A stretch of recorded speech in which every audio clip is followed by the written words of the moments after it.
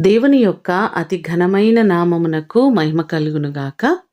ఈ పునరుద్ధాన దినమున మీకందరికీ వందనాలు తెలియచేస్తున్నాను. ఎలా ఉన్నారండి? అందరూ బాగున్నారా? దేవుని కృపను బట్టి మరొక వారము ఈ విధంగా మీతో కలిసి దేవుని మాటలు పంచుకోవడానికి దేవుడు నాకు ఇచ్చిన అవకాశము కొరకు దేవునికి స్తుతులు తెలియచేస్తున్నాను. ఈ దినము మిమ్ములను బలపరచు దేవుని మాట. దుఃఖమునకు ప్రతిగా సంతోషమిచ్చి వారిని ఆదరించెదను. ఇర్మియా గ్రంథము 31వ అధ్యాయము 13వ వచనం. మన దేవుడు మనలను ఆదరించేవారు, మనకున్నటువంటి ప్రతి కన్నీటిని తుడిచేవారు ఆయనే. మనకున్నటువంటి ప్రతి బాధను, ప్రతి కష్టమును తీర్చి ఎప్పటికప్పుడు మనకు సహాయము చేసే గొప్ప దేవుడు ఆయనే. కీర్తనలు 54వ కీర్తన 4వ చరణంలో కూడా చూస్తే, ఇదిగో దేవుడే నాకు సహాయకుడు, ప్రభువే నా ప్రాణమును ఆదరించువాడు అనే మాటలు మనకు కనబడుతున్నాయి. ఆయన మనలను ఆదరించి మనకున్నటువంటి ప్రతి సమస్యలో నుండి విడుదలను అనుగ్రహించేవారు.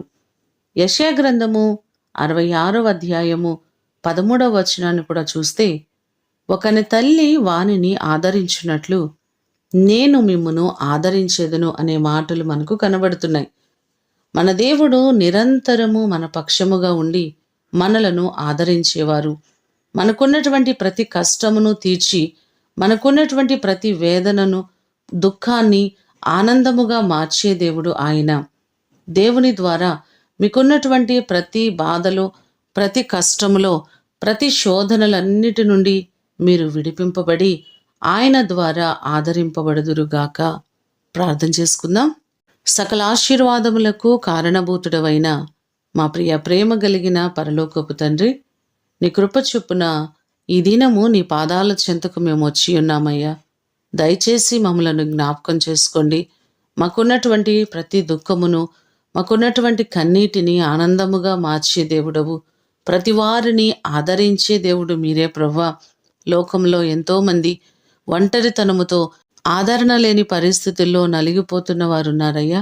ప్రతి వారిని మీరు ఆదరించండి. వారికున్నటువంటి ప్రతి సమస్యలన్నిటి నుంచి విడిపించండి. ప్రతి వారికి మీ కృపాక్షేమములు మీరు తోడుగా ఉంచండి. దైవ జనాంగం అంతటినీ మీరు ఆశీర్వదించండి. ప్రతి కుటుంబము దేవా నీ చేత దీవెన పొందినట్లుగా, మీ సన్నిధిలో వర్ధిల్లునట్లుగా సహాయం చేయండి. దైవజనుల కొరకు ప్రార్థన చేస్తున్నాం. దైవజనులందరినీ మీరు ఆశీర్వదించండి. వారు చేస్తున్న పరిచర్యలను ఆశీర్వదించండి.